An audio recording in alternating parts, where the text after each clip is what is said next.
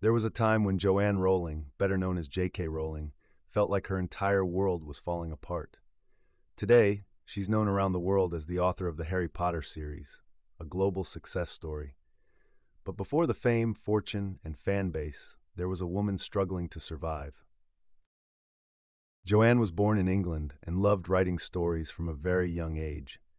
She often scribbled stories on scraps of paper, sharing them with her younger sister. She dreamed of becoming a published author, but life didn't follow the script she had written in her mind. After graduating from college, she faced a series of personal and financial struggles. She moved to Portugal to teach English, hoping for a fresh start. There, she got married and gave birth to her daughter, Jessica. But her marriage ended in divorce soon after, and she returned to the UK as a single mother with no job, little money, and a heart full of pain. She had no permanent home, and some days she struggled to afford basic necessities. She suffered from depression and even considered giving up altogether. At one point, she described herself as being as poor as it is possible to be in modern Britain without being homeless. Yet through all of this, one thing remained: her love for storytelling. In between caring for her daughter and dealing with life's hardships, she started working on a story about a young wizard boy named Harry. She would write in cafes while her daughter slept in a stroller beside her. Every spare moment went into building the magical world of Hogwarts. Writing became her escape, her therapy, and eventually, her path to transformation. After finishing the manuscript, Rowling submitted it to 12 different publishers. Every single one rejected her. One even told her to get a day job because there's no money in children's books. Most people would have stopped right there. But not Joanne. Deep down, she believed in her story, and more importantly, she believed in herself. She kept going, even when the world said no.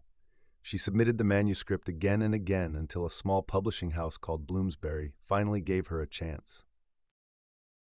Even then, the publisher advised her to get a second job because they didn't expect the book to sell well. But what happened next made history.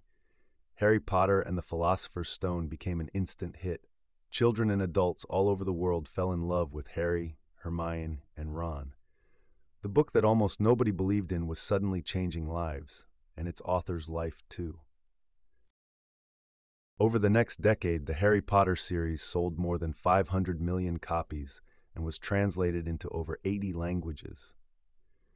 The books were turned into one of the most successful movie franchises of all time.